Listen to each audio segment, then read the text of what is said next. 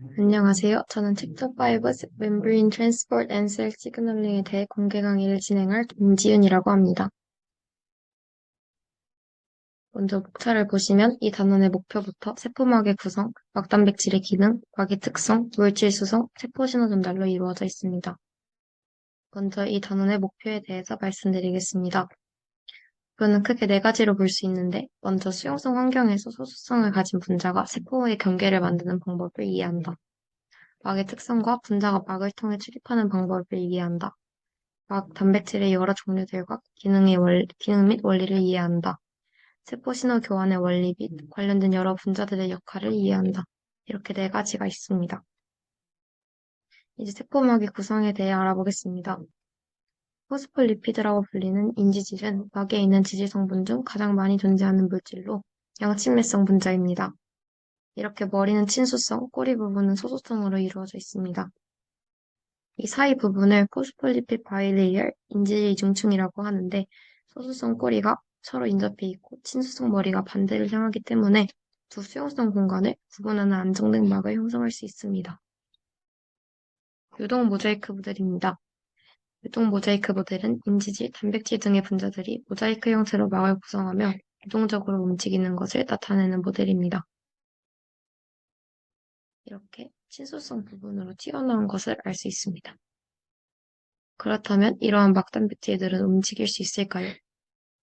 1970년 프라이어와 에리는 쥐세포와 인간세포의 막단백질을 융합하는 실험을 했었는데요. 시간이 지나니 두 세포가 섞이는 현상을 볼 수 있었습니다. 이 실험으로 인해 대부분의 인체질과 일부 단백질은 옆으로 이동이 가능하며 단백질은 움직이거나 특정 위치에 고정된 상태로 존재한다는 사실을 알 수 있었습니다. 그렇다면 이러한 막의 유동성에 영향을 주는 요인에는 무엇이 있을까요? 우선 첫 번째로 온도입니다. 온도가 내려가면 막은 유체에서 고체로 성질이 바뀝니다. 두 번째는 인지질 꼬리의 성질입니다. 인지질 꼬리가 불포화 탄화수소 꼬리인 경우 막의 유동성은 증가하고 이렇게 포화 탄화수소 꼬리인 경우에는 끈적한 정도가 커집니다. 마지막으로 콜레스테롤입니다. 콜레스테롤이 존재할 때 온화한 온도에서는 인지질의 이동이 감소하여 막 유동성이 감소하지만 낮은 온도일 때는 인지질이 정렬되는 것을 방해하여 고체화를 막습니다. 이렇게 콜레스테롤이 중간에 끼어있는 모습을 보실 수 있습니다. 온도에 따라서 이렇게 변화한다는 것도 알아두시면 됩니다. 다음으로 막단백질의 기능에 대해 설명하도록 하겠습니다. 다양한 단백질들은 막에 붙어서 그 막의 특정한 기능을 결정합니다. 크게 내재성 단백질과 주변부 단백질로 나눌 수 있는데 내재성 단백질은 인지질 이중층의 소수성 내부를 관통합니다. 대부분 막관통 단백질로 존재하는데요. 내재성 단백질의 소수성 부분은 한 개 이상의 무극성 아미노산들로 구성되어 있으며 알파 다선 구조로 꼬여있기도 합니다. 주변부 단백질은 막의 표면에 느슨하게 붙어 있다는 특징이 있습니다. 표면에 있습니다. 이 그림은 막관통 단백질을 나타낸 그림입니다. 인지질 이중층에 있는 단백질 부분은 표면에 소수성 아미노산 결사슬을 가지고 있고 세포질 안에 있는 부분은 이렇게 친수성 아미노산 결사슬을 가지고 있습니다. 막단백질은 여러 가지 기능을 수행합니다. 총 6가지가 있는데 첫 번째로 수송입니다. 왼쪽에 있는 막단백질은 막을 관통에 뻗어 있어 친수성 통로 역할을 합니다. 이는 특정한 용질에 대해 선택적으로 작용한다는 특징이 있습니다. 오른쪽은 모양을 변화시킴으로써 물질을 한쪽에서 다른 한쪽으로 이동시킵니다. 이 중 몇몇은 에너지원으로 ATP를 가수분해하기도 합니다. 두 번째는 효소 활성입니다. 막에 들어간 단백질이 효소인 경우 활성 부위가 노출되어 효소 활성을 띠게 됩니다. 어떤 경우에서는 대사작용과 관련된 연속적인 절차를 만들어내는 효소 조합이 이루어지기도 합니다. 다음은 신호 전달입니다. 수용기로서의 막단백질이 호르몬 같은 화학적 전달 물질의 모양에 맞는 특정한 모양의 결합 부위를 가지고 있는 경우를 이야기하는데 외부 물질, 즉 여기 있는 신호분자가 단백질의 모양을 변화시켜 세포대로 정보를 중계할 수 있도록 합니다. 네 번째는 세포 인식입니다. 세포의 특정 당 단백질은 다른 세포의 막단백질에 의해 인식되는 인식표의 기능을 합니다. 이러한 종류의 결합은 다음에 나올 세포 간 결합에 비해 지속시간이 짧다는 특징이 있습니다. 다음은 세포 간 결합입니다. 인접한 세포들의 막단백질들이 간극 연접, 밀착 연접과 같은 다양한 접합으로 연결되어 있으며 말씀드렸다시피 바로 전에 설명드린 세포-세포 인식의 결합보다 오래 지속됩니다. 마지막은 세포 골격과 세포 외기질 부착입니다. 세포 골격에 미세섬유를 비롯한 다른 요소들이 막단백질의 비공유 결합으로 부착되어 있어 세포 모양 유지와 특정 막단백질의 위치를 고정하는 데 용이합니다. 세포 외계질에 부착된 단백질은 세포 외 내 변화를 조절할 수 있다는 특징을 가지고 있습니다. 다음으로 막의 특성에 대해서 알아보도록 하겠습니다. 세포는 세포막을 통해 이동하는 물질들을 조절할 수 있어야 합니다. 이렇게 세포막은 선택적 투극성을 지녀 분자의 특성에 따라서 출입을 조절합니다. 탄화수소, 산소와 같이 무극성 분자들은 막의 인지제 이중층을 쉽게 용해시켜 통과할 수 있습니다. 반면에 설탕, 그리고 물과 같은 극성 분자들은 막을 통과하기가 어렵습니다. 이때 이용되는 것이 바로 수송 단백질입니다. 수송 단백질은 크게 통로 단백질과 운반체 단백질로 나뉘는데 먼저 통로 단백질, 채널 프로틴스는 특정 분자나 이온들이 막을 통과할 수 있는 터널과 같은 역할을 하는 친수성 통로입니다. 그 대표적인 예시로 아쿠아포린, 물을 수송하는 그런 친수성 통로가 있습니다. 다음은 운반체 단백질인데 운반체 단백질은 분자에 붙은 후 모양을 변화시켜 막을 통과하게 하는 역할을 합니다. 이러한 수송 단백질은 모두 이동하는 물질의 특이적이라는 성질을 공통적으로 가지고 있습니다. 이제 수동수송에 대해서 알아보도록 하겠습니다. 수동수송은 확성과 비슷한 의미로 분자들이 유효한 공간으로 균등하게 퍼져나가는 경향을 이야기합니다. 각각의 분자는 무작위로 움직이지만 분자 집단의 확산은 방향을 가지고 있습니다. 그림과 같이 양이 많은 곳에서 적은 곳으로 이렇게 농도 기울기를 따라 이동하게 되는데 그러다가 매 순간 양 방향으로 통과하는 분자들의 수가 같아지는 상태를 동적 평형 상태라고 합니다. 수는 에너지 이용이 없으므로 수동수송입니다. 이 그림은 여러 가지 수동수송을 보여주는 그림입니다. 다음은 삼투입니다. 삼투란 반투과성 막을 경계로 하는 물의 확산을 말합니다. 이때 물은 농도가 낮은 곳에서 높은 곳으로 이동하는데 이는 양쪽의 농도가 동등해질 때까지 이루어지게 됩니다. 세포와 주변 용액의 농도 사이 관계는 세 가지로 나눌 수 있는데요. 먼저 용질의 농도가 세포 내의 농도와 같은 경우 알짜물의 이동이 없고 이를 아이소토닉 솔루션, 즉 등장액이라고 합니다. 용질의 농도가 세포 내 농도보다 큰 경우 세포가 물을 잃고 주변으로 물이 이동합니다. 그리고 이러한 용액을 하이퍼토닉 솔루션, 고장액이라고 합니다. 마지막으로 용질의 농도가 세포 내 농도보다 작은 경우 세포가 물을 얻고 이러한 용액을 저장액, 하이퍼토닉 솔루션이라고 합니다. 그렇기 때문에 고장성, 저장성 환경은 유기체의 삼투와 관련된 문제를 많이 야기합니다. 그렇기 때문에 용질의 농도와 물의 균형을 조절하는 오스모 레귤레이션, 즉 삼투 조절이 이러한 환경에서 매우 필수적입니다. 다음으로 서로 다른 환경에서 적혈구와 식물세포의 상태가 각각 어떠한지 살펴보겠습니다. 먼저 적혈구는 저장액일 경우 그림과 같이 용해됩니다. 그리고 등장액일 경우 정상 상태를 유지하며 고장액일 때는 쪼그라들게 됩니다. 식물세포의 경우 저장액일 경우에는 팽만 상태가 되어 벽의 세포에 팽합작용을 해 물이 더 흡입되지 않을 때까지만 팽창하게 됩니다. 등장액일 때는 세포 내부로 들어가는 알짜물이 없어 식물이 시들게 되며 고장액일 경우 세포가 물을 잃어 원형질막이 분리됩니다. 물질 수송에 대해 이야기하겠습니다. 능동수송은 특정 분자를 농도 기울기를 거슬러 막을 통과시키는 수송으로 에너지를 이용합니다. 이는 세포막을 경계로 하는 두 공간의 농도를 유지시키며 대표적으로 나트륨 칼륨 펌프가 있습니다. 이 나트륨 칼륨 펌프의 작동 원리에 대해서 좀 더 자세하게 알아보도록 하겠습니다. 단백질의 모양 변화에 주목하면 더 쉽게 이해할 수 있는데요. 먼저 첫 번째로 나트륨 이온에 대한 친화력이 높을 때 세포질에 나트륨 이온이 펌프에 부착합니다. 그 후 세 개의 나트륨 이온의 결합은 인산화를 촉진하는데 이는 ATP를 이용한 것입니다.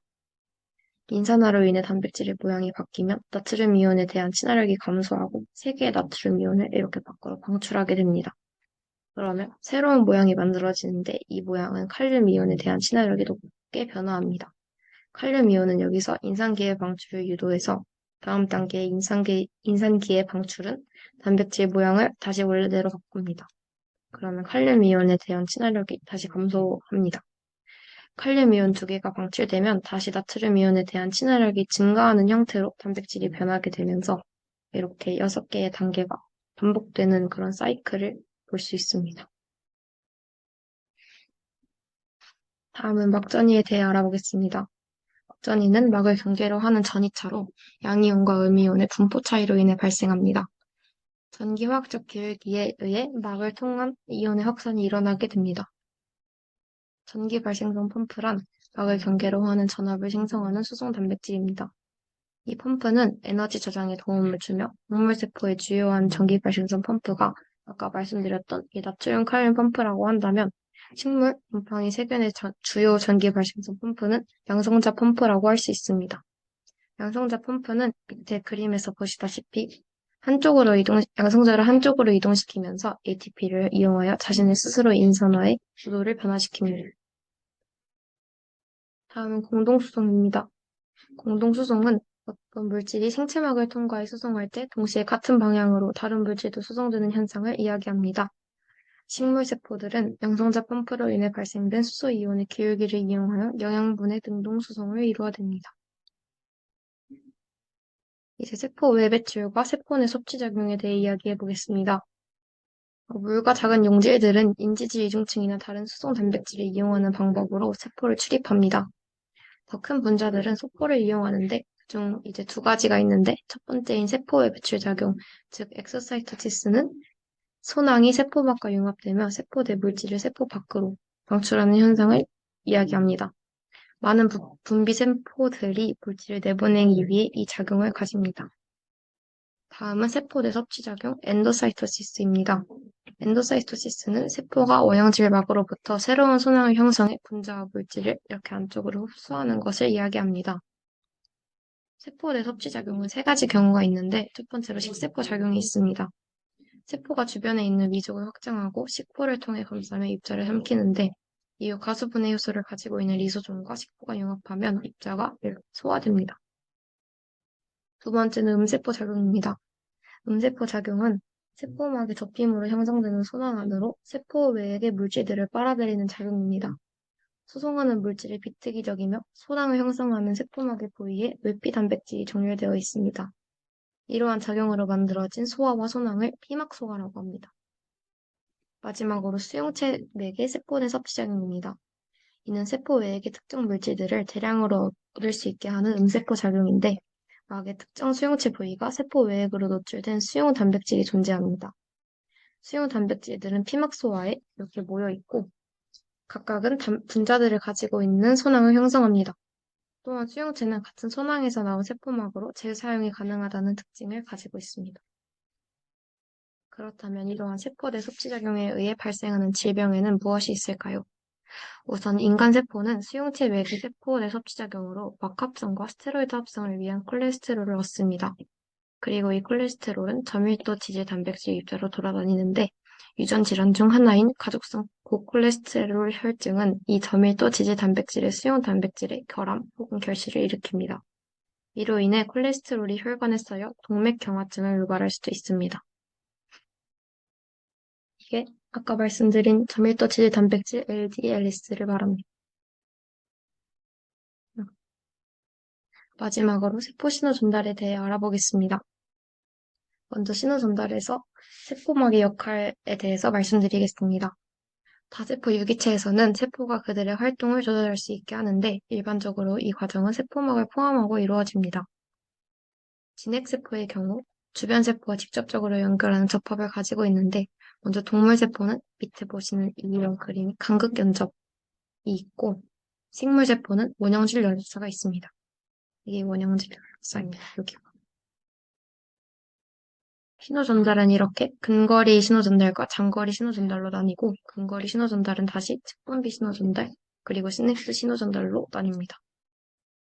먼저 측분비 신호전달은 가까이 있는 표적세포에 국소 조절자를 분비합니다. 국소 조절자에 대표적으로 생장인자가 있는데 이는 세포들을 나뉘게 할 수 있습니다. 시냅스 신호전달은 신경전달 물질을 시냅스에 방출해 표적세포를 흥분시킵니다. 이 표적세포의 예시로는 근육세포와 신경세포가 있습니다. 다음으로 호르몬 신호 전달입니다. 특정 내분비 세포는 호르몬을 보통 혈액으로 분비하는데 호르몬은 대부분의 신체에 도달하긴 하지만 특정 세포에만 결합한다는 특징이 있습니다. 신호 전달은 이렇게 크게 세 개의 단계로 나눌 수 있습니다. 수용, 전원, 반응인데요. 먼저 리셉션인 수용입니다. 리간드와 수용체의 결합, 리간드와 신호 전달 분자인 수용체의 결합은 특이성이 매우 높습니다. 리간드 결합은 보통 수용체의 모양 변화를 일으키고 수용체는 즉시 활성됩니다. 또한 수용성 신호 전달 물질은 수용체의 단백질의 특정 부위와 결합합니다. 또 막관통 수용체는 크게 두 가지 종류가 있는데 첫 번째로 지단백질 결합 수용체인 GPCR이 있고 리간드 개폐성 이온 동로가 있습니다. 지단백질 결합 수용체는 막에 세포질 쪽이 약하게 결합되어 있습니다. 먼저 적절한 신호 전달 분자인 이 부분이 수용체의 세포 외측과 결합하면 수용체가 활성화되고 형태가 변화합니다. 그러면 세포질 쪽 수용체는 지단백질과 결합하고 활성화를 하게 됩니다. 이렇게 활성화됐다는 의미에서 그림이 있습니다. 그러면 활성화된 지단백질은 이렇게 GTP 분자를 운반하고 수용체를 떠나 막을 따라 확산된 다음에 효소와 결합하여 형태와 활성을 변화시킵니다. 이후에 효소는 세포 반응으로 이어지는 다음 단계를 촉발하고 신호전달 분자는 수용체에서 분리 후에 재사용됩니다.